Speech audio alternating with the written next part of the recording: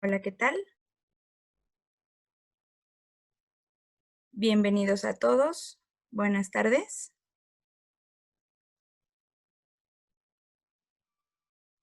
No veo aquí.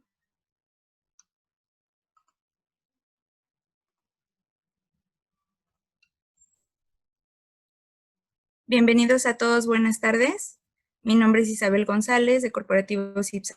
El día de hoy estaremos manejando el tema de actualidades en el manejo de nódulo pulmonar solitario. Daremos unos minutitos a que ingresen un poco más de participantes. Bienvenidos a los que van ingresando. Gracias por su puntualidad. Daremos unos minutitos más. Muchas gracias.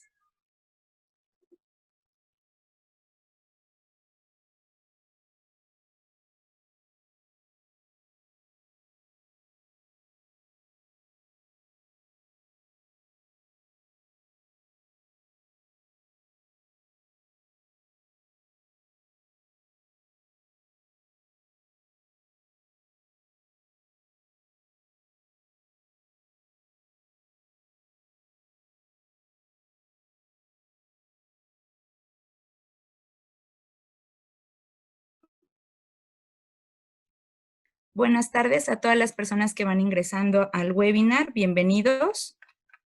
Daremos unos minutos a que ingresen más personas. Antes de dar inicio, les informo el tema: actualidades en el manejo del nódulo pulmonar solitario, impartido por el doctor Juan Carlos Jacinto Tinajero.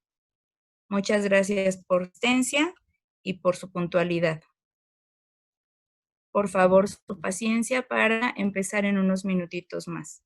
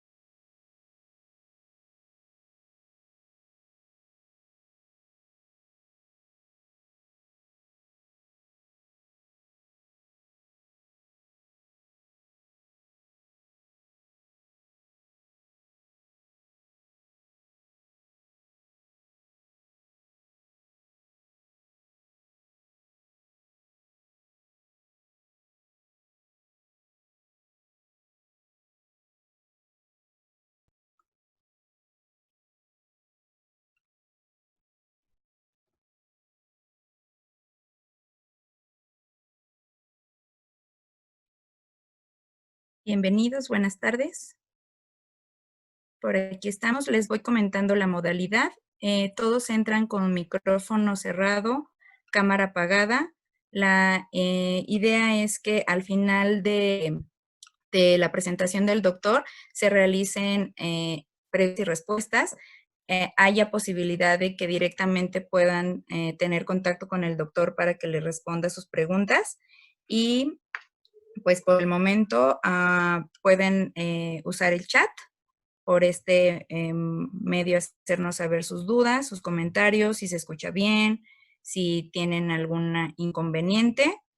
También solicito de su comprensión si llegara a haber alguna falla técnica. Dependemos completamente de la tecnología, de la red de internet. Ahorita verificar que todos estén en su sintonía, que nos puedan escuchar. Me gustaría también leerlos en el chat si no tienen ningún inconveniente.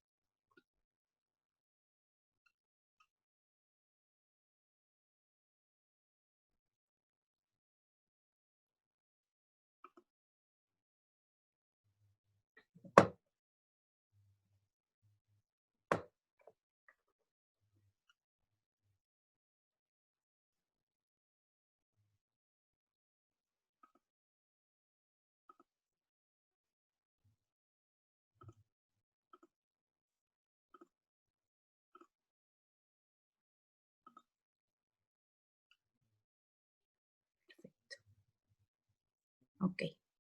Bueno, pues para respetar el tiempo, daremos inicio.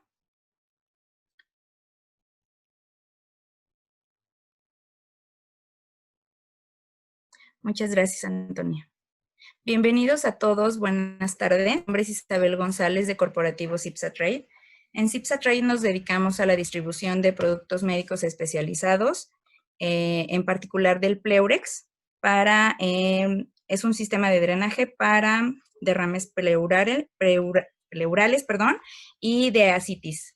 En este caso, en esta ocasión, estamos manejando estos webinars por el momento gratuitos, gracias a todos por su participación, por su tiempo, por su espacio, por acompañarnos. Cada vez estamos tratando de mejorar, estamos haciendo también mucho trabajo en equipo para atender sus requerimientos de temas.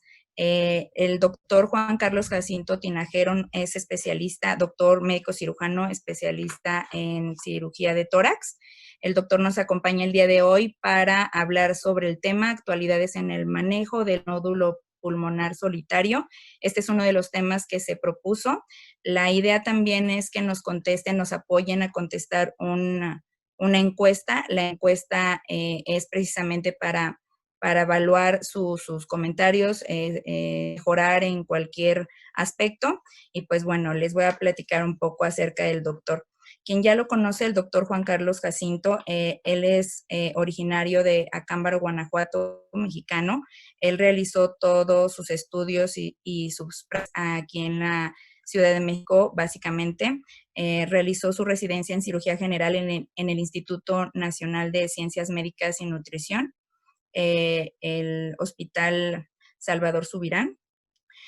Ahí mismo realizó un curso de posgrado en cirugía torácica general y pues bueno, el doctor entre tantas actividades y entre tantos cursos y certificaciones pertenece al Consejo Mexicano de Cirugía General, al Consejo Nacional de Cirugía de Tórax y pues bueno, ha realizado actividad docente como profesor invitado en estados de todo el país y pues a nivel Latinoamérica también en el extranjero. Pertenece a sociedades médicas o la Sociedad Médica de Nutrición, allí mismo en el Hospital Salvador Subirán, y a la Asociación Médica del Hospital American British ABC, así como sociedades internacionales como la American Thoracic Society. El doctor Juan Carlos Jacinto nos acompaña el día de hoy. Bienvenido, doctor. Buenas tardes. Si puede ingresar, aquí escuchamos.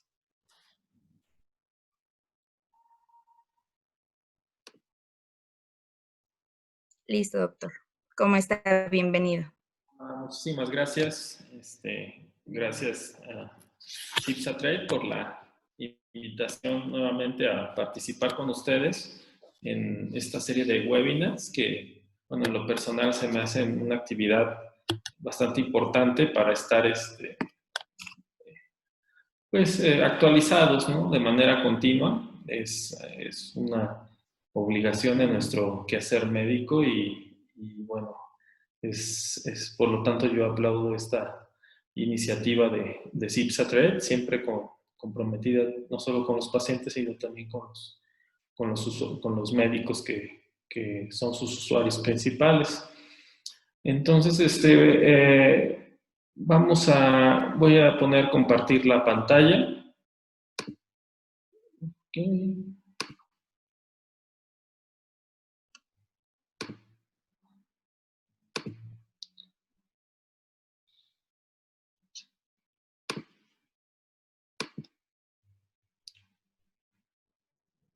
Muy bien. El tema de hoy es dar un panorama general de un tema clínico muy frecuente para todos los médicos, no solo los del área de la medicina respiratoria, sino prácticamente todos los que vemos pacientes en el consultorio, que es el abordaje del nódulo pulmonar solitario. ¿Cuáles son los conceptos actuales y cuáles son las recomendaciones?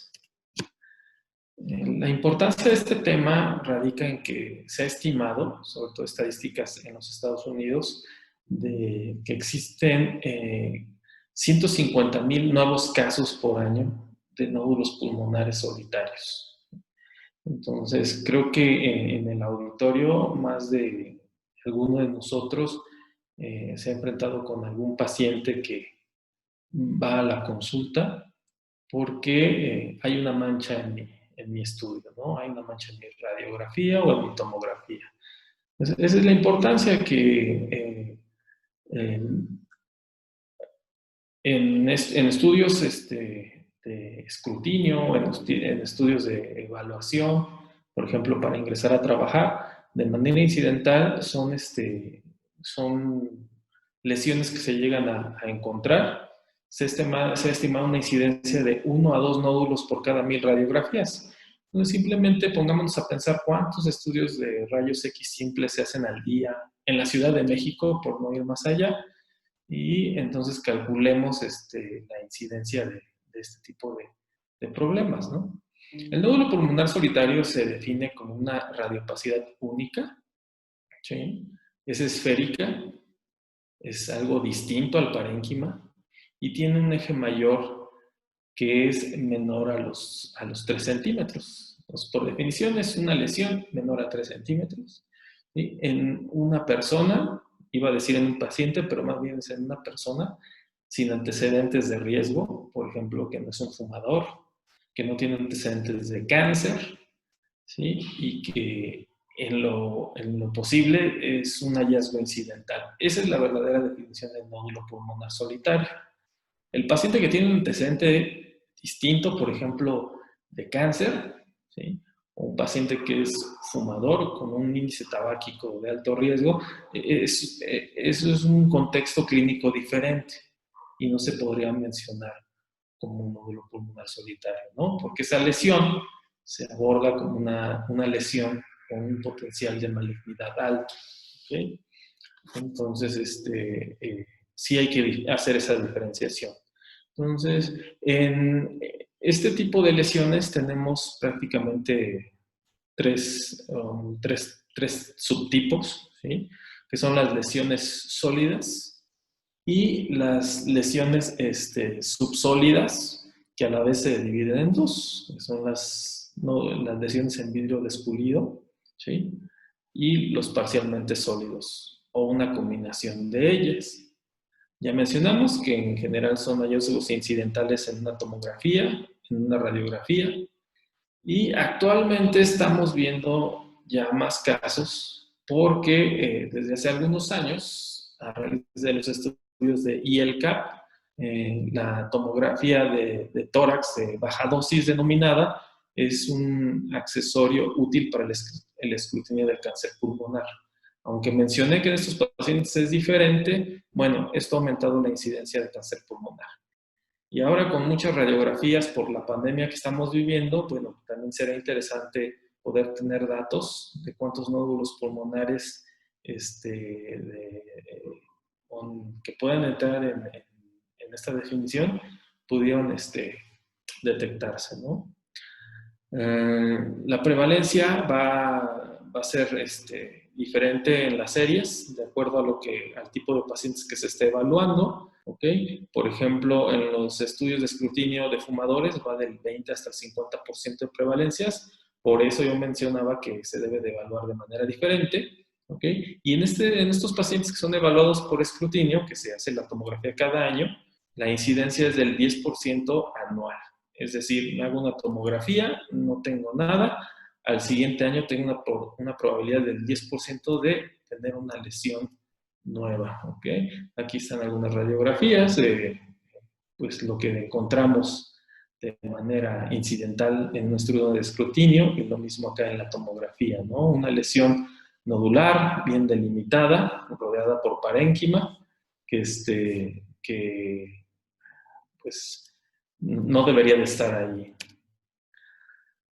Bueno, ¿y cuál es el problema clínico del nódulo pulmonar solitario? Bueno, pues que tenemos que saber de qué se trata, ¿no? Es una lesión que potencialmente puede ser maligna, entonces no queremos dejar pasar algo que pudiera atenderse de manera oportuna. Y por el otro lado, tampoco debemos sobretratar y mucho menos operar sin una indicación clara a un paciente. Es decir, no quitar lesiones que son benignas, ¿no? Entonces, bueno, la etiología es variada, puede ser manifestaciones de muchas enfermedades, aunque cuando se evalúa el problema, las causas más frecuentes son cáncer, granulomas y amartomas. Esto también va a variar de acuerdo al tipo de serie que lo reporta, al tipo de enfermos que se están evaluando o no enfermos. ¿Ok? En los estudios que evalúan la probabilidad de cáncer, igual, la incidencia varía de 5 hasta 70%, ¿sí? Y en general se acepta que la prevalencia de los estudios de scrutiny para cáncer pulmonar van del 1 al 10%. ¿Okay? En el caso de que tengamos un nódulo maligno, las etiologías principales es el cáncer pulmonar, ¿sí? Y de estos, el adenocarcinoma y algunas formas de células grandes también. ¿Okay? En esta tabla podemos ver, o sea, diferentes posibilidades diagnósticas de un nódulo pulmonar, desde los problemas infecciosos, ¿okay?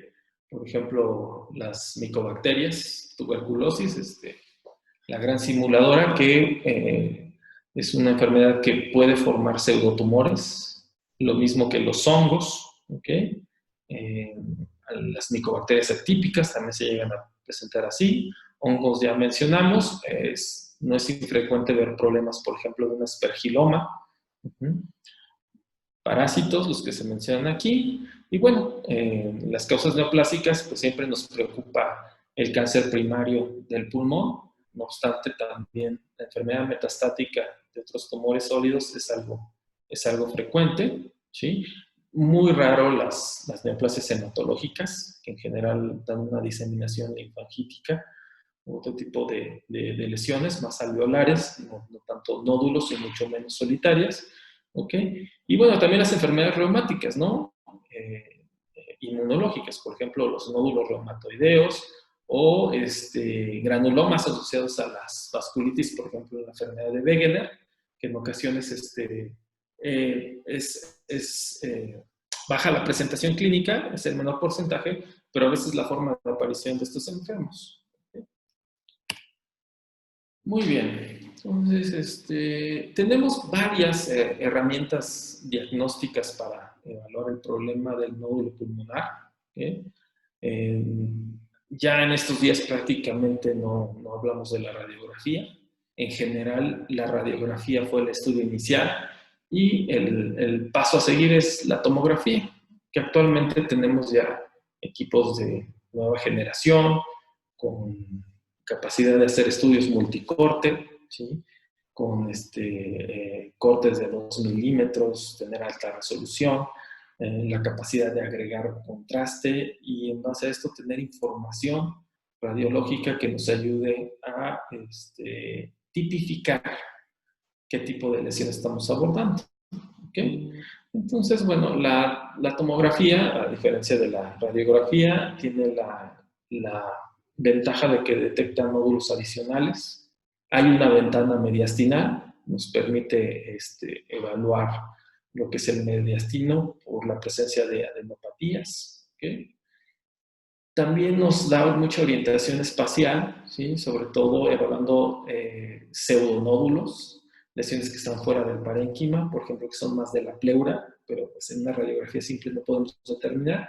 E incluso algunas lesiones que están en los tejidos blandos, ¿no? Y que no sabemos si están dentro del tórax. Cuando tú haces una tomografía, pues ya tienes mayor orientación anatómica de esto. ¿Ok?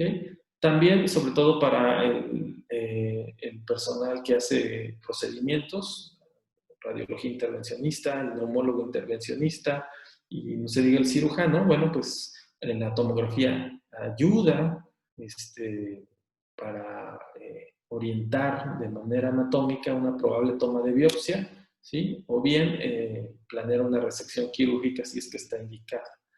En algunos casos hay imágenes muy clásicas ya de algunas patologías benignas, como una malformación arteriovenosa, el micetoma, una telectasia redonda, ¿sí? Que ahora con este tema de la pandemia no son infrecuentes las atelectasias asociadas a infección por COVID. y las lesiones del tipo de la martoma.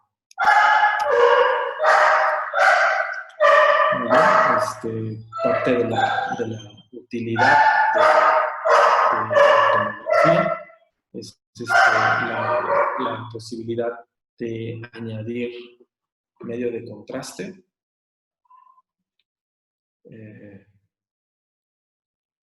Quisiera pedir un receso de unos 20 segundos, por favor. Claro que sí, doctor, sin problema. Si gusta apagar su cámara, no hay inconveniente. Okay.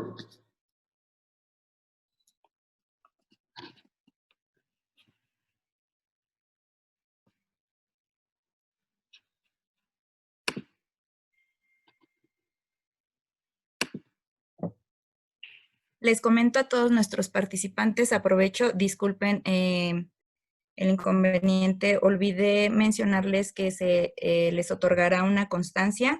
Al finalizar el curso, se les brinda una encuesta, si nos hacen favor de contestarla para que nosotros podamos trabajar sobre sus observaciones, sobre sus mejoras que nos comenten y se les otorgará una constancia a la brevedad, se les mandará por correo electrónico.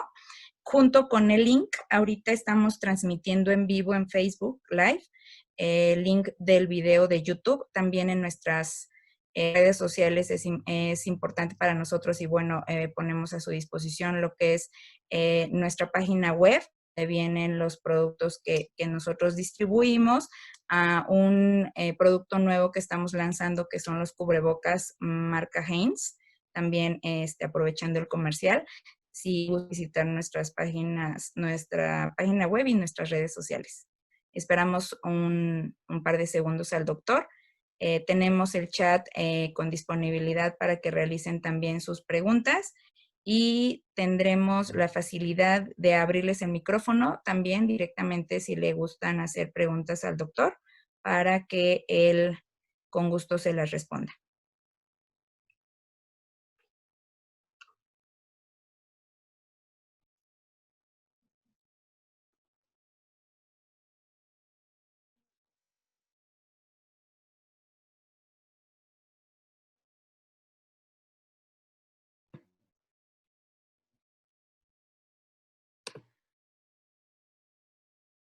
¿Listo, doctor? ¿Listo? Ok, apago mi cámara y puede seguir compartiendo. ¿Estoy compartiendo la pantalla? ¿Sí?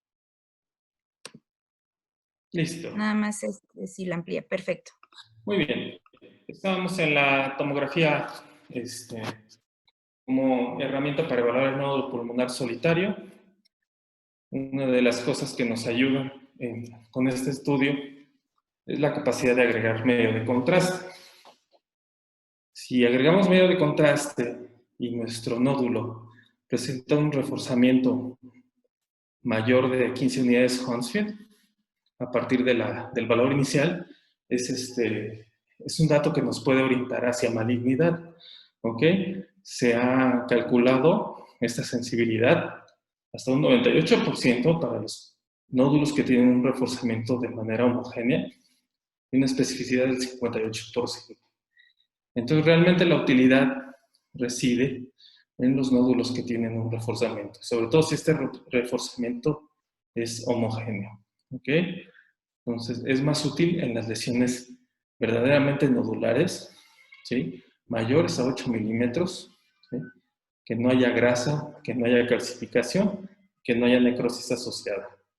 En estos casos, el reforzamiento con el medio de contraste es de valor incalculable.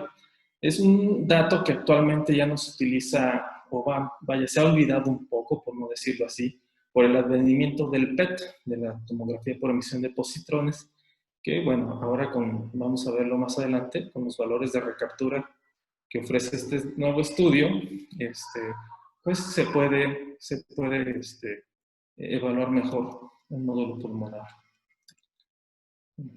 El PET-CT, que es la tomografía por emisión de positrones, ¿sí?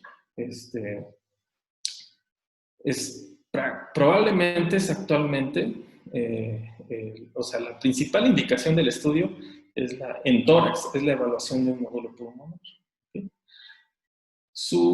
Conceptos que debemos de conocer en relación a este estudio, recuerden, es un estudio de imagen asociado a medicina nuclear, donde se agrega un radiofármaco, que es glucosa marcada. Entonces hay que tener cuidado con los pacientes diabéticos. Si bien no es una contraindicación absoluta, debe de calcularse la dosis, o sea, debe de hacerse en un centro especializado, ¿sí? Entonces, es una de las principales indicaciones. Su utilidad principal es en lesiones mayores de 10 milímetros y en especial de 15 milímetros. Entonces, realmente tienen que ser lesiones mayores de 1 centímetro para que podamos darle el valor al estudio del PET, ¿sí? Tiene una sensibilidad hasta el 93% para diagnóstico y una especificidad del 80%. ¿Ok? Hay que tener cuidado con los falsos negativos. Su uso tiene una utilidad limitada en lesiones menores a 8 milímetros. Hay que tener cuidado con la técnica, aunque en México tenemos pocos centros, pocos lugares donde se realiza PET. La fortuna de que son pocos es que en general hacen estudios de buena calidad, tienen gente pues, capacitada para esto. También disminuye la sensibilidad en lesiones subsólidas y en los casos de tumores carcinoides. ¿Okay? En el caso del adenocarcinoma, ¿sí? Hay ocasiones donde hay falsos negativos en algunos tumores con lento crecimiento, por ejemplo, tumores con componente lipídico o mucinoso. Y el otro problema con el PET son los positivos. Esto pasa muy frecuentemente en las lesiones inflamatorias. Como el estudio caracteriza a las lesiones que son ávidas por la glucosa, pues las infecciones, por ejemplo, tuberculosis u hongos, son efectivamente bacterias y hongos que son ávidos por glucosa, entonces tienen una recaptura del radiofármaco alto y en ocasiones pueden llegar a confundirse con una lesión maligna, ¿no? Entonces, por eso son de las cosas que debemos de tener en cuenta cuando evaluamos un nódulo pulmonar con el PET. Ya lo mencionamos, de preferencia que sean lesiones mayores a 8 milímetros. En la recaptura, ¿sí? Se ingresa el fármaco al paciente, ¿sí? Se hace un escaneo, un escaneo gamagráfico y después se incorpora a un estudio de tomografía. Entonces tenemos un estudio de comportamiento metabólico y la otra fase que es la anatómico-estructural. ¿Sí? A partir de esto se hace un cálculo en las lesiones que captan el radiofármaco, ¿sí? De cuál es el valor de captación. Y es el famoso SV, que quiere decir el valor de recaptura sí, el valor de reabsorción estándar, esa es la traducción, y tiene un corte para lesiones malignas de 2.5. Arriba de 2.5 se considera que es una recaptura asociada a una lesión con una probabilidad de malignidad alta, y entre mayor valor de SV tengamos, ¿sí? Se ha asociado en algunos estudios con tumores más agresivos, de una biología tumoral alta, y en algunos estudios se ha reportado un peor pronóstico con SVs por arriba de 8.5. No obstante, entre más alto es el SV, la especificidad disminuye. Entonces debemos tener cuidado con los falsos positivos. Esto está asociado con lo que mencioné de las lesiones inflamatorias. En general, por ejemplo, la tuberculosis tiene valores de recaptura altos, por arriba de 15, 20, 25. Pues cuando tengamos una recaptura así tan alta, aguas, hay que sospechar que pudiera tratarse de un problema inflamatorio más que neoplásico. Entonces, como ven, a veces incluso hasta con las mejores herramientas seguimos teniendo dificultades en la toma de decisiones.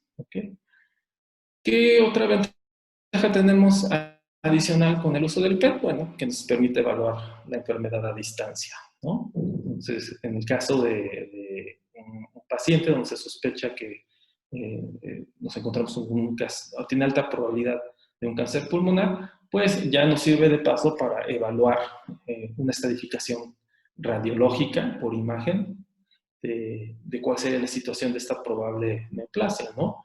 En el caso de un nódulo pulmonar, bueno, si tienes un mediastino, donde los ganglios son menores a 1 centímetro, que no captan con el PET, ¿sí? Y que no tienes enfermedad a distancia, bueno, eso puede ser muy útil en la toma de decisiones. Por ejemplo, si en lugar de biopsiar a este paciente, le tenemos que hacer una resección. Entonces, este estudio ofrece mucha ayuda. Otras herramientas que tenemos en la evaluación de nuestros pacientes es radiología intervencionista, ¿okay? Actualmente ya es una subespecialidad bien desarrollada y podemos hacer biopsia de las lesiones guiados por tomografía, ultrasonido o por fluoroscopía. ¿Okay? Existen varios metaanálisis. Este tema se ha estudiado ya en los últimos 20 años. ¿Cuál es la utilidad? La certeza diagnóstica de las biopsias guiadas por imagen, ¿no? Son punciones transtorácicas. Principalmente se utilizan agujas tipo Turcut, que son agujas cortantes. La biopsia por aspiración es ya de baja utilidad actualmente, ya que es más sencillo y con mucha mayor certeza diagnóstica utilizar las agujas cortantes, que son las famosas Turcut. Entonces, con este tipo de biopsias, digamos, en cuanto a certeza diagnóstica, tenemos una sensibilidad del 86% y una especificidad del 99%. Esto para determinar la malignidad de una lesión.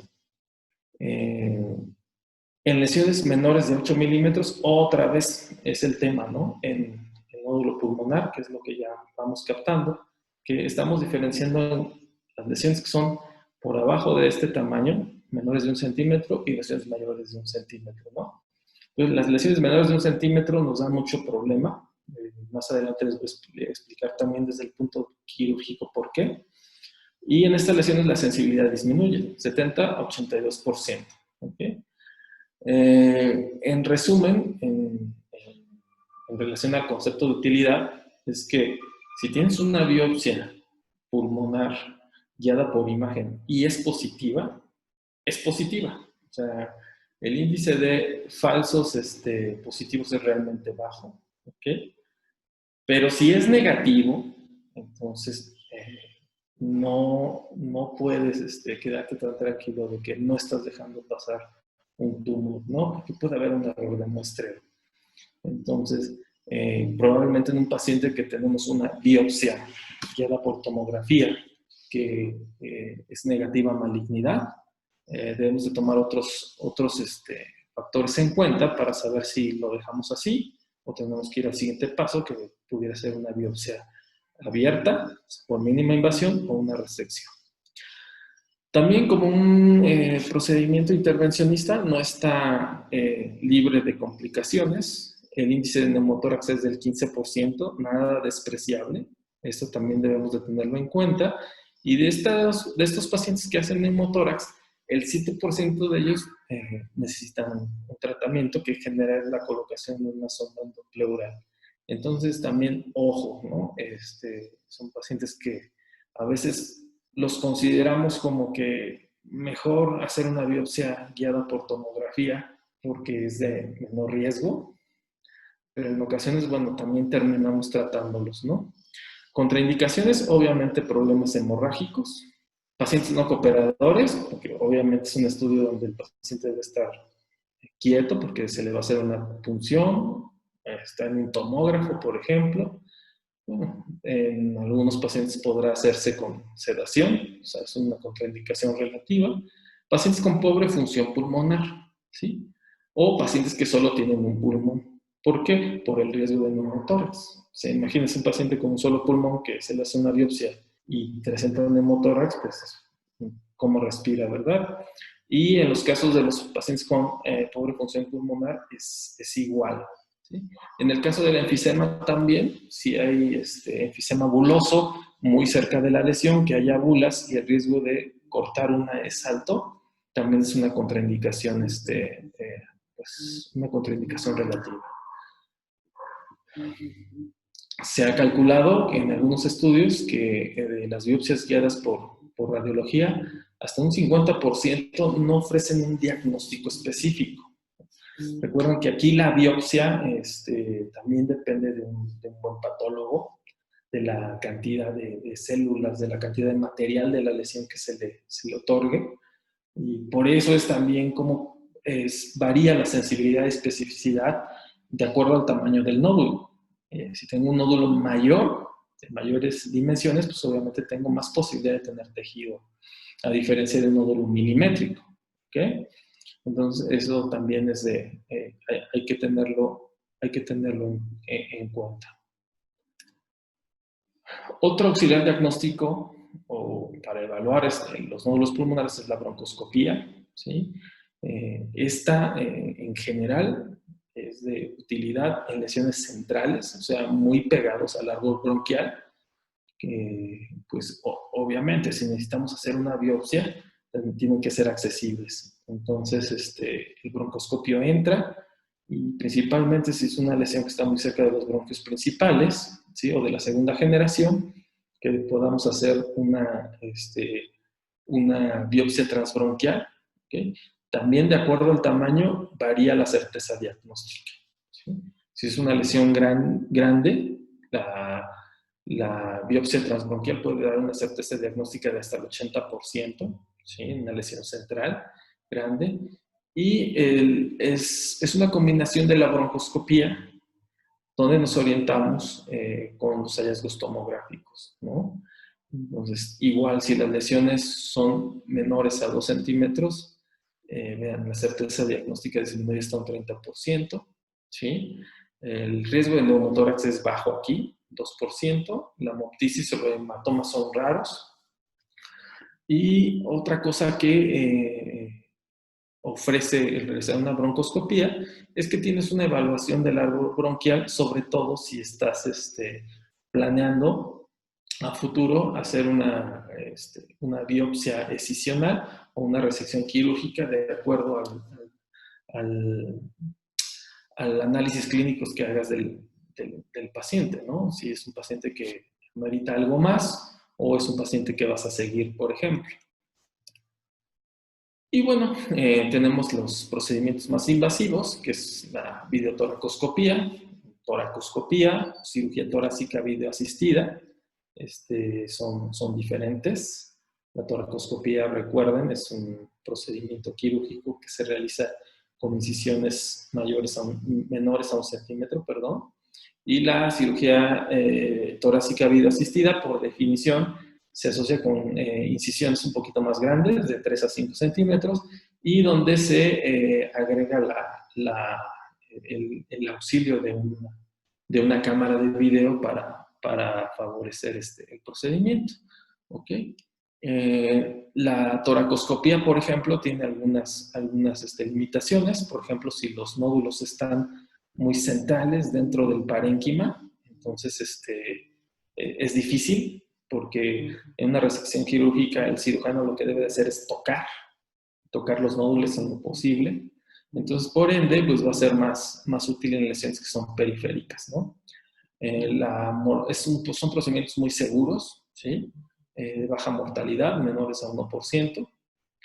Si tienes el instrumental adecuado, ¿sí? Como es el que manejamos en CIPSA, con el instrumental Scanlan, donde tenemos instrumental de largo alcance, entonces podemos hacer 1, 2 heridas, en ocasiones 3, y hacer un procedimiento limitado, en ocasiones con el paciente despierto.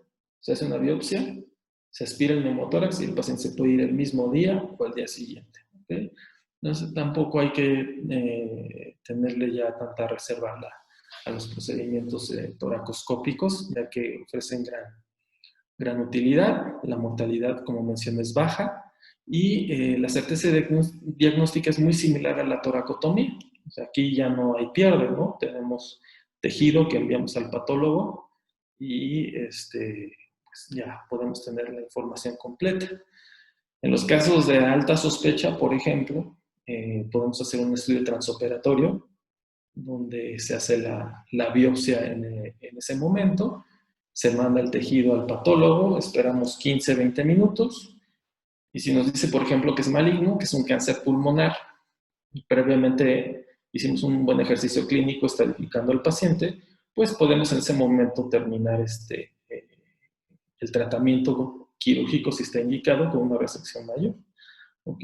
Por eso mencioné esto de que en casos de malignidad, perdón, si los pacientes están bien seleccionados y sobre todo bien preparados, bien evaluados de manera preoperatoria, hay la posibilidad de hacer un tratamiento quirúrgico mayor. ¿Ok? Entonces, esas son las herramientas que tenemos actualmente, con algunos datos, algunos números de cuál es la utilidad de ellos. ¿Sí? Pero bueno, tenemos un paciente con un nódulo pulmonar solitario y bueno, sabemos que tenemos que responder a la pregunta, ¿no? ¿Es maligno o no? ¿Se lo quito o no se lo quito? Le doy seguimiento, ¿no? Entonces, ese es el ejercicio clínico de esta entidad clínica que es el nódulo pulmonar, ¿no? Entonces, lo que sigue es determinar la probabilidad de malignidad. ¿Okay? ¿Cómo determinamos si una lesión es benigna o maligna? O sea, clásicamente ya hemos hablado de lo que es el tamaño. Si la lesión es mayor a 1.5 centímetros, la probabilidad de malignidad aumenta de manera exponencial. La densidad, ¿sí? Si tiene una densidad sólida, ¿okay? También la probabilidad de malignidad es alta. Los antecedentes clínicos, ¿sí? Si es un paciente fumador con un índice tabáquico alto, bueno, pues ahí también cambia. Los márgenes de la lesión, si son bordes irregulares, una lesión, por ejemplo, espiculada, entonces ahí pues no nos queda tanta duda que tiene una apariencia radiológica de malignidad. Bueno, hay que hacer algo. La edad, el corte son 50 años, pacientes mayores de 50 años, perdón, es 40 años, ha disminuido actualmente, ¿sí? Entonces, en pacientes mayores de 40 años ya la probabilidad de malignidad aumenta y esta es mayor cuando son por arriba de los 50 años. Y otro concepto es el tiempo de crecimiento. En general, si un paciente tiene una lesión conocida por más de 2 años, que no ha modificado sus características, podemos estar seguros de que es una lesión benigna. Entonces, por eso es muy útil cuando evaluamos a los pacientes, siempre preguntar por los estudios radiológicos previos.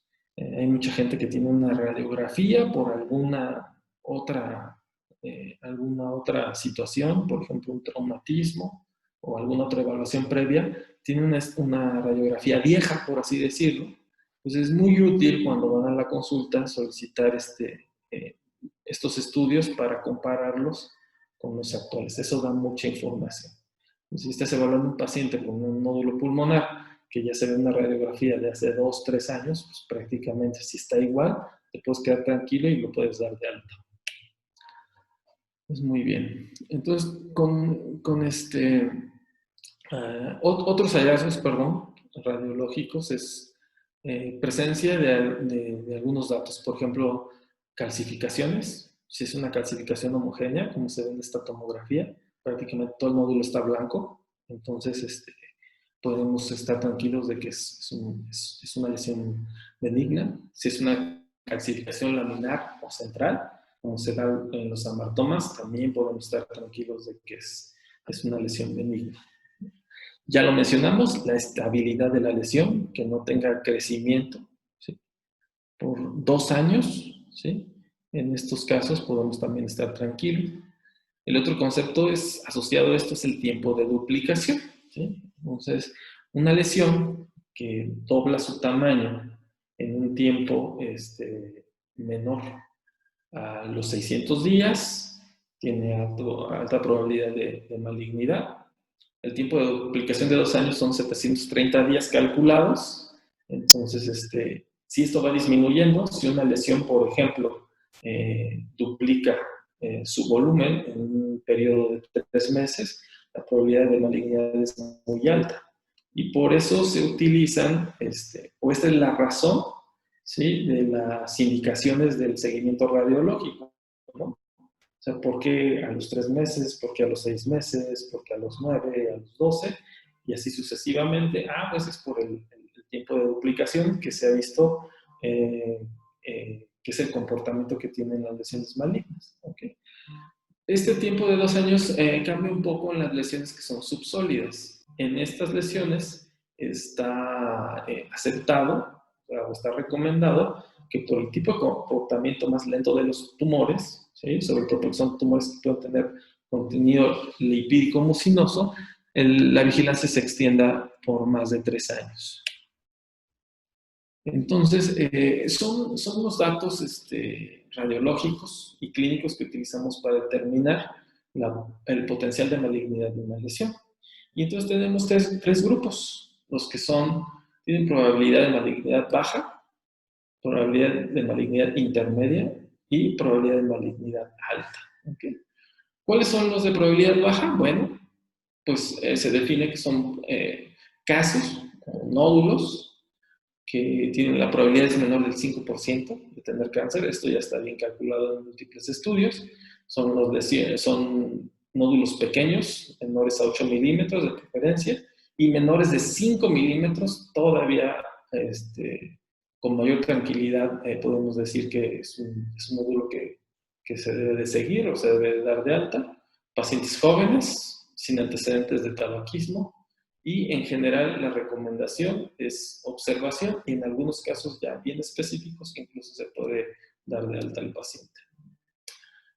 Pacientes o casos de nódulos con potencial de malignidad intermedia, ¿sí? En esto se considera que hasta el 65% puede haber un cáncer asociado, ¿no? Entonces aquí sí, lo que se recomienda es evaluar a los pacientes con estudios adicionales. ¿Cuáles son estos? Por ejemplo, actualmente que ya tenemos el PET, el PET-CT, pues entonces hacer un PET en ellos y esperar los resultados, ¿no? Ver el comportamiento metabólico del nódulo, el valor del SV, ¿sí? Si es un SV menor de 2.5, pero el paciente tiene características clínicas de alto riesgo, por ejemplo, que es un fumador, bueno, no lo damos de alta, pero está indicado pasarlo a seguimiento, por ejemplo, ¿no? Cuando tenemos, por ejemplo, datos pues un tanto confusos en el PET, ¿sí?, que no concuerdan con nuestra acuciosidad clínica, ¿sí? O bien no tenemos el PET, que no es infrecuente porque es un estudio que es caro, ¿sí? Hay pocos lugares, en la misma Ciudad de México hay pocos lugares, ¿sí? Y bueno, pues no todos tenemos acceso a ellos, entonces, pero sí tenemos más accesos a las biopsias guiadas por radiología intervencionista, ¿no? Entonces también es recomendado en lesiones que tengan potencial de malignidad intermedia por los datos clínicos, hacer una biopsia, por ejemplo. ¿Okay? Si hay resultados negativos, como ya mencioné, pues entonces podemos poner en seguimiento a los pacientes. Y tenemos a los pacientes o los casos de nódulos con un potencial de malignidad alto, ¿sí? En general, bueno, pues los datos clínicos, ¿no? Pacientes mayores de 50 años, tabaquismo intenso, lesiones mayores, una lesión mayor de 1.5 centímetros, con bordes espiculados y que prenden el PET, un SV arriba de 2.5, bueno, pues ahí la verdad eso es una lesión maligna hasta demostrar lo contrario. O el otro concepto, si es una lesión que crece rápido, que tú de manera inicial le diste seguimiento y a los 3 meses ha duplicado su volumen, bueno, o sea, hay que tener cuidado, ¿no? El potencial de malignidad es alto. Y también aquellos pacientes que que han recibido algún tipo de biopsia por radiología intervencionista, donde tenemos, si bien no un diagnóstico específico, sí hallazgos histopatológicos sugestivos, sobre todo en las citologías, ¿no? Donde ven atipia celular o algunas células sugestivas, a veces no lo reportan así de manera pues, incompleta por la calidad del material. Y si bien no nos sugieren una nueva biopsia, bueno, sí nos dicen que son cambios sugestivos. Pues, todos estos hallazgos pueden modificar el potencial de malignidad de un nódulo. ¿Okay? Pues, dependiendo de esto, es como debemos de tomar las decisiones en nuestros pacientes. ¿A quién vamos a seguir? ¿A quién vamos a operar? ¿No? ¿O cómo lo vamos a evaluar? ¿No? Entonces, actualmente ya hay bastantes guías que incluso muchos de ustedes deben estar familiarizados con ellas. Son las guías, por ejemplo, de CEPAR, que es el grupo español, que es muy activo, ¿sí? Las guías de los Institutos Nacionales de Salud de los Estados Unidos, de la ATS, de la Sociedad Americana del Tórax, por ejemplo. Entonces, todos tienen emiten algoritmos que se sugieren para evaluar a los pacientes. Lo que sí es cierto es que a cada paciente tenemos que hacerle su abordaje de acuerdo a las características que se presentan. Este es el ejemplo clásico que en medicina hay que individualizar actualmente tanto los abordajes como los tratamientos, los abordajes diagnósticos, para tener resultados algebraicos clínicos exitosos. ¿Quién participa en estos, ejercicios matemáticos? Pues bueno, es hallazgos clínicos, ¿sí? Preferencias del paciente. En medicina basada en evidencia, recuerden que por definición se debe de tomar en cuenta cuál es el parecer por la actitud del paciente hacia su enfermedad. Entonces, eso dicta mucho, ¿no? Hay gente que, la verdad, altera mucho su calidad de vida por saber que tiene un nódulo. Aunque tú le hayas dicho que las características son completamente de benignidad, realmente hay veces que hay gente que se pone realmente muy mal, con impacto en su calidad de vida. O sea, a veces eso también te apoya, sobre todo cuando los datos son un poquito indeterminados, para tomar una decisión, ¿sí? Y siempre somos responsables somos gestores de la economía de nuestros pacientes, ¿no? Entonces, debemos de ser muy responsables en ese sentido, y por eso es la importancia, ¿no? ¿Cómo no dejar ir a un paciente que probablemente alberga un cáncer pulmonar temprano y que lo podemos curar? ¿Y cómo no operar a alguien que probablemente no lo necesite? Ese es el core, el núcleo del tema del día de hoy. Entonces, bueno, van a encontrar en la literatura muchos algoritmos como estos. Estos son los algoritmos emitidos por CEPAR, que han sido actualizados. A mí me gustan porque me recuerda todo el ejercicio clínico del médico, ¿no? Nódulo pulmonar solitario, primero. ¿Qué es lo que hacemos? Pues una adecuada historia clínica, una historia clínica completa, ¿okay? Con los antecedentes epidemiológicos, los factores de riesgo, ¿okay? Una buena exploración, ¿sí? Recuerden, pues no solo viene con un nódulo pulmonar, pero pues, a lo mejor el problema no está en el tórax, a lo mejor es una metástasis y tiene datos clínicos en otro sitio, entonces hay que hacer una adecuada exploración. La evaluación, como ya mencionamos, de los estudios radiológicos que tengamos en ese momento, y bien determinar qué es lo que sigue, ¿no? Aquí se menciona de pacientes operables sin neoplasia conocida, ¿no? ¿A qué se refiere esto? Bueno, que el paciente que está en situaciones especiales, así se ha definido, que es un paciente que no se puede operar, ¿sí? O por alguna situación, sobre todo que son pacientes muy frágiles en salud. Entonces el abordaje es un poquito diferente.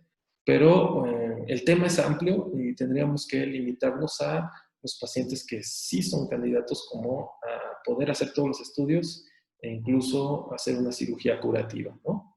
Entonces, las recomendaciones se dividen en dos, como algoritmos para las lesiones que son mayores de 8 milímetros, ¿sí? Y los algoritmos para las lesiones que son menores a 8 milímetros, ¿no? Y de estos, pues ya habíamos mencionado las radiopacidades, el ground glass, que, bueno, mencionaré muy poco de ello, y las lesiones subsólidas. Lo que más se van a enfrentar los clínicos son a las lesiones mayores de 8 milímetros, ¿sí? Entonces, se debe determinar el potencial de malignidad.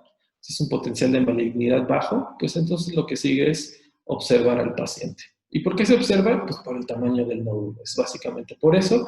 Lo que se ha recomendado son las tomografías de baja dosis a los 3, 6, 9 y 12 meses. Si en un año no tiene ninguna modificación, bueno, nos vamos a un estudio complementario un año después, y si no hay cambios en el nódulo en este tiempo de 24 meses, entonces lo podemos dar de alta, ¿no? Nuevamente el concepto de duplicación de la lesión.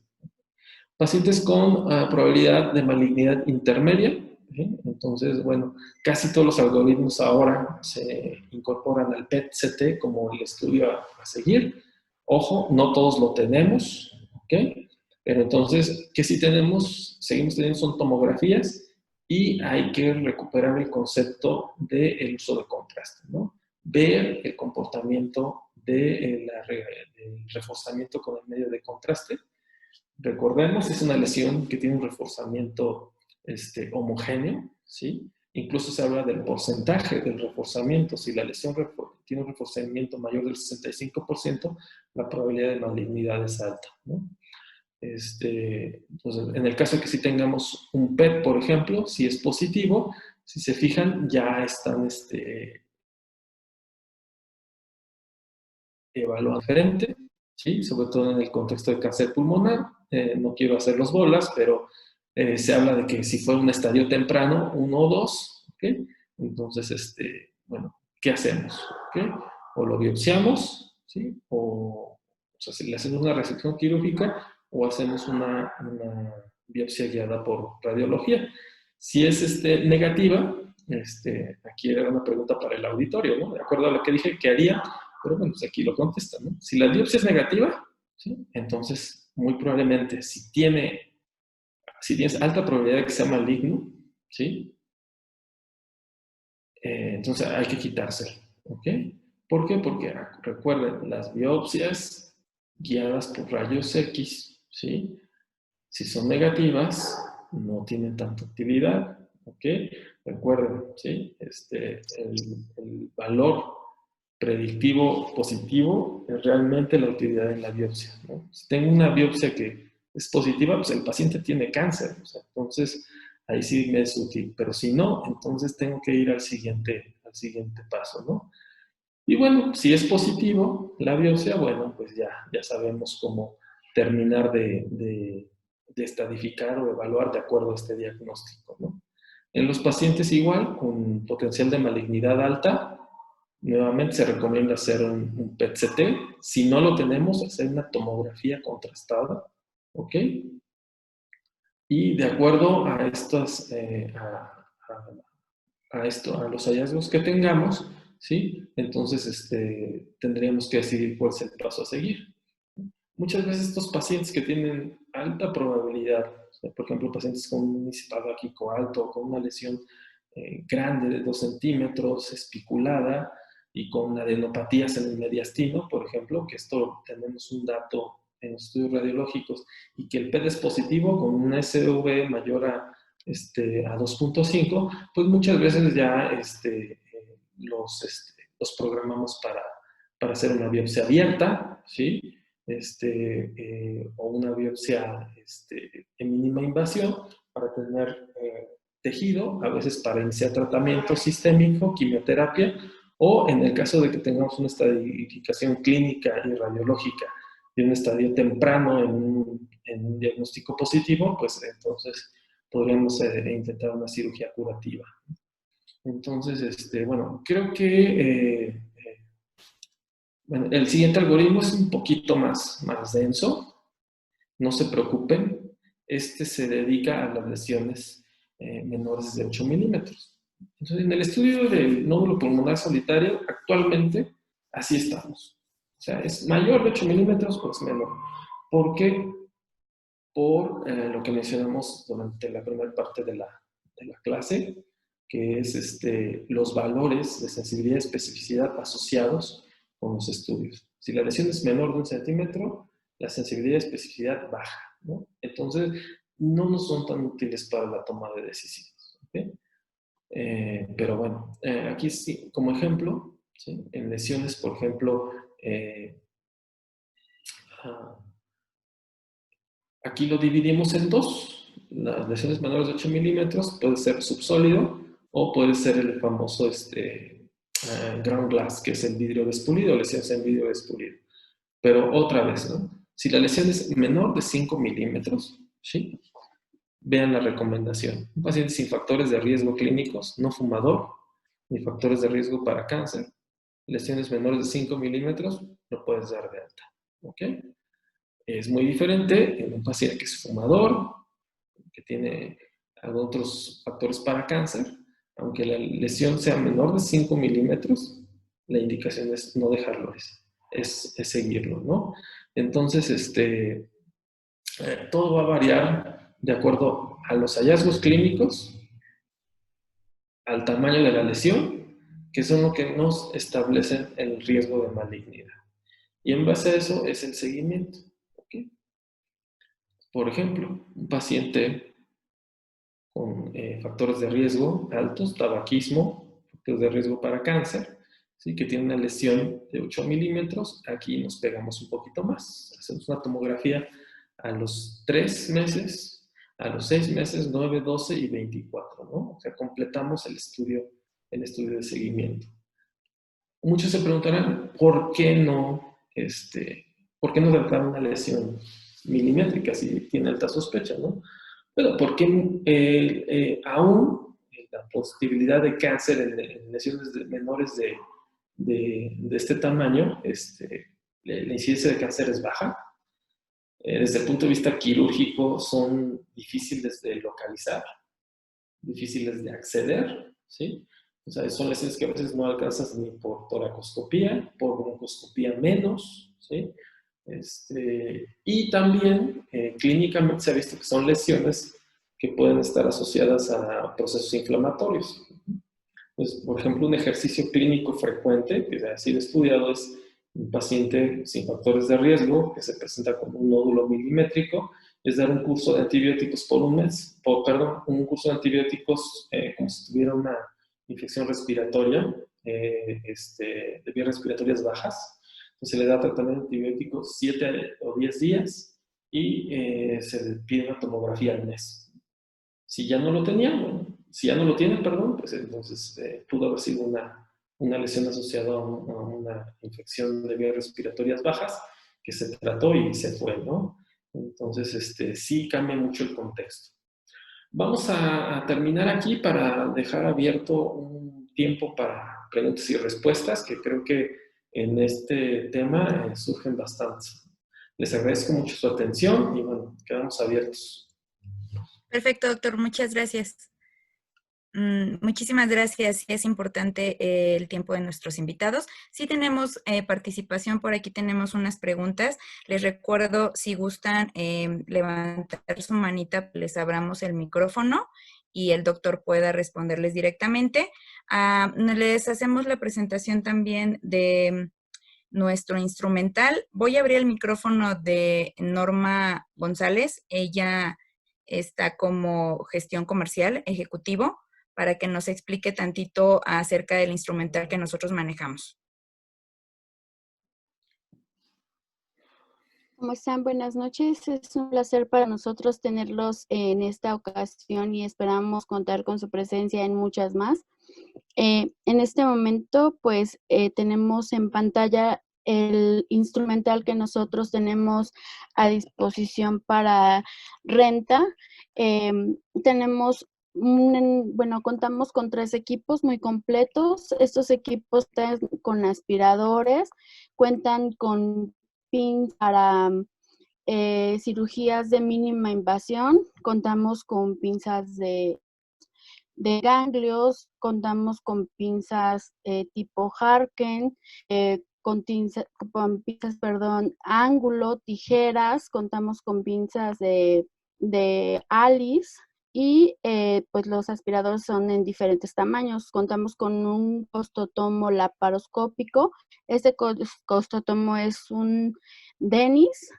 Si lo pueden observar aquí está pues en primera fila, digámoslo así. Pues es ahora sí que el instrumental que nosotros ponemos a su disposición.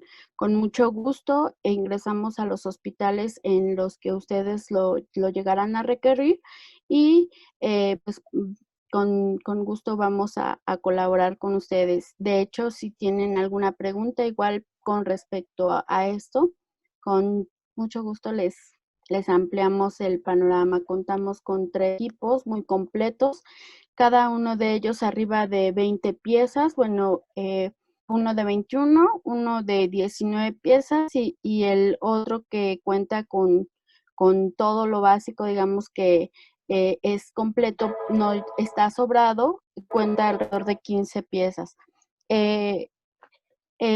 Pues por mi Para la parte sé todo. segmentación.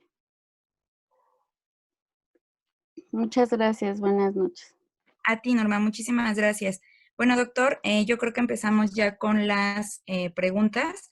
Tenemos aquí en atención a unos de nuestros participantes y nuestros invitados. Nos preguntan, ¿qué lugar tiene el médico de primer contacto? Es decir, si en una RX, me imagino, de radiografía, se encuentra una lesión, manda o se refiere en primera instancia. Excelente pregunta. No, tiene mucha importancia el médico de primer contacto, ¿sí? Sobre todo para, como vimos, hay mucha gente con este problema que mandarle a un especialista o va a saturar las instituciones o va a tardar en tener un acceso a un tratamiento oportuno. Es muy importante porque si se tienen los conceptos claros sobre el manejo del nódulo pulmonar, un médico de primer contacto bien puede darle el seguimiento, el abordaje inicial a cualquier paciente, ¿no? Por ejemplo, tiene una radiografía en un paciente de 25 años que lo están evaluando para ingresar a trabajar y tiene un nódulo pulmonar de 1 centímetro y entonces dicen, no, vete con el médico, no te podemos contratar. Entonces, el médico de primer contacto, pues, claro, lo primero que solicita es una tomografía para evaluar cuáles son los datos tomográficos, en este caso, que le pueden orientar en el abordaje de este paciente. O sea, hará todo el ejercicio clínico que le permite su práctica, que es una adecuada anamnesis, determinar los factores de riesgo clínicos y después hacer la evaluación radiológica inicial. Si después, por ejemplo, en los hallazgos que tienen una tomografía, como son reforzamiento homogéneo, se ve una lesión con características espiculadas o se ve alguna otra cosa, bueno, entonces ya referirá al paciente, ¿no? Pero si en cambio el paciente se puede establecer que un paciente bajo riesgo, sin ningún problema le puede dar el seguimiento en su consulta, ¿no? Entonces, por eso es la importancia de tener bien claros estos conceptos, ¿no? Porque en base a eso es lo que se decide. El nódulo pulmonar no forzosamente lo tiene que evaluar el que se le puede quitar, ¿no? No, al contrario, o sea, es un ejercicio clínico frecuente de todo el personal médico, ¿no? Entonces, esa es la importancia de manejar bien estos conceptos. Bien, una siguiente pregunta. Ana Lilia Chavarria. En el adenocarcinoma pulmonar con un nódulo solitario, ¿Es más predecible o frecuente que el nódulo sea originado por células espinosas o escamosas? Ok, en general, parecería más de células no pequeñas, ¿ok? Y de este tipo, o sea, yo le contestaría que los de células escamosas se ven casi siempre como lesiones más grandes. Ajá. Entonces, me orientaría más a casos de adenocarcinoma, como lesiones tempranas. De hecho, es donde más se ven, y en los nódulos subsólidos es donde más se estudian, ¿no? En el caso de células escamosas, generalmente la presentación es con lesiones de mayor tamaño. Un par de preguntas más. Nos pregunta Sandra Cervantes. Doctor, si el paciente tiene la situación en hígado P, en esófago, ¿se puede aplicar el algoritmo que menciona para su diagnóstico? Ok, estoy entendiendo esta pregunta como, o sea, si el paciente tiene un tumor primario del hígado o tiene un tumor primario del esófago y tiene un nódulo pulmonar, o sea, ese paciente no se puede considerar como un nódulo pulmonar solitario. Ese paciente tiene un nódulo pulmonar asociado a un cáncer primario y potencialmente pues es una metástasis, ¿no? Entonces el abordaje es completamente diferente, ¿sí? ¿Por qué? Porque si es un tumor sólido, por ejemplo, donde tiene la metastasectomía pulmonar, tiene un papel, es decir, quitar lesiones. Por ejemplo, esto se ve mucho en cáncer de colon o en carcinoma en el cáncer de renal. Tenemos, es frecuente que nos envíen pacientes con lesiones pulmonares que pueden ser susceptibles de resecar. Bueno, pues entonces de entrada se evalúa si es un paciente que hay que quitárselas, ¿no? Por el contrario, si es un paciente que tiene cáncer de esófago en este caso y tiene un nódulo pulmonar, híjole, pues muchas veces puede ser más que nada el hallazgo clínico de un estadio avanzado, ¿no? Mejor. Eso también nos pasa frecuentemente a nosotros en cirugía, que nos piden el diagnóstico de un nódulo pulmonar en un paciente con un tumor del esófago para saber si el paciente se puede operar del esófago o ya no. Porque si es una metástasis del tumor del esófago, pues es un estadio 4 y no tiene indicación quirúrgica, ¿no? Entonces sí, cuando el paciente tiene un antecedente de una neoplasia o tiene un tumor en estudio en otro lado, el concepto es diferente. Bien. Bueno, hago mención a una felicitación a través del Facebook Live, en donde estamos transmitiendo en vivo, de Catalina Medina Alcántara. Nos menciona que es un excelente tema. Y para finalizar con la pregunta del doctor Juan Carlos Roja Branca. El doctor, gracias doctor, que siempre nos acompaña en todos nuestros webinars. Y bueno, pues nos dice, ¿cuentan con una clínica de nódulo pulmonar, sobre todo para mayor captación de pacientes? Por clínica me refiero a módulo con protocolo de estudios de NSP en relación a mi pregunta previa. Sí. No están, bueno, en mi conocimiento en nuestro país no hay una clínica como tal específica para nódulo pulmonar solitario. El ejercicio clínico sí se hace en la clínica de cáncer pulmonar, ¿okay? Aunque hay muchas clínicas que se han limitado su acceso a, bueno, que llegue el paciente solo cuando tiene diagnóstico de cáncer, ¿no? Pero sí hay algunas instituciones donde dentro de esta clínica se hace el ejercicio de evaluación del paciente con nódulo pulmonar solitario. La respuesta es que no hay desafortunadamente no hay una clínica dirigida. El ejercicio clínico lo hace el neumólogo o el oncólogo, que son los médicos que por frecuencia ven más este tipo de pacientes. Porque, bueno, pues tener un nódulo en el pulmón, bueno, vete al neumólogo. Tienes un nódulo en el pulmón, bueno, a lo mejor es cáncer, entonces al oncólogo, ¿no? Entonces, son los que en general tienen mayor práctica en relación al tema, pero también hay mucha discordancia en cuanto a los algoritmos de manejo. Es un tema donde yo no estoy tan en desacuerdo porque cada paciente es diferente, ¿sí? Entonces es difícil, por ejemplo, que a todos los pacientes se les haga PET, ¿no? Cuando podríamos discutir hallazgos tomográficos, donde a lo mejor un PET ya no está indicado, ¿no? Pero bueno, creo que debemos de establecer bien, sobre todo en los servicios de medicina respiratoria, en el caso de las clínicas de oncología, de tratar de establecer un abordaje específico para estos pacientes con la intención de disminuir riesgos, disminuir costos y ofrecer un tratamiento oportuno. Perfecto. Muchas gracias, doctor, por sus respuestas. Bueno, para finalizar, le abrimos el micrófono al doctor Luis Marcelo Argote, quien nos pidió la palabra. Sí, solo, doctor Juan Carlos Jacinto, le agradezco muchísimo, es un excelente tema. Y bueno, nada más era para agradecerle, felicitarlo.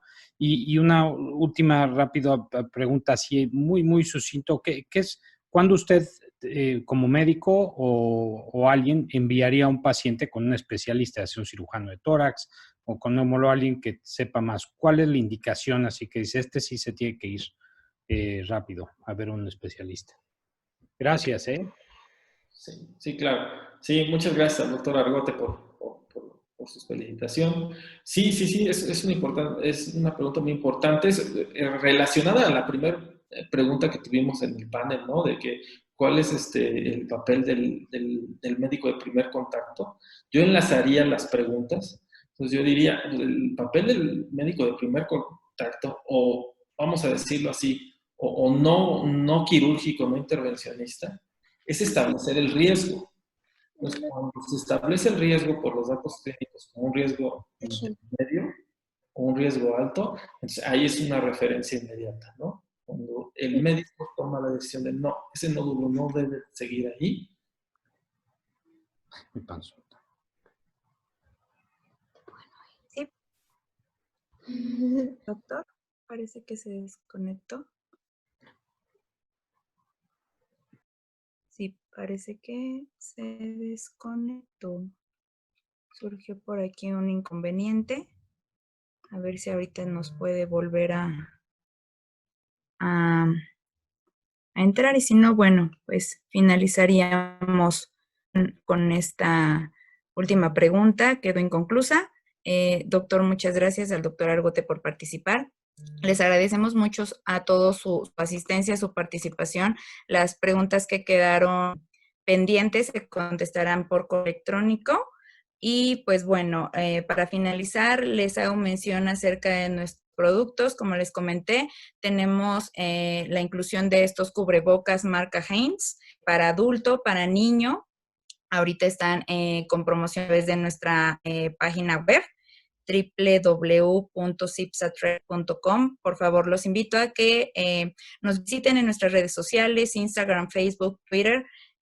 Nos hagan ahí por ahí un comentario, alguna mejora.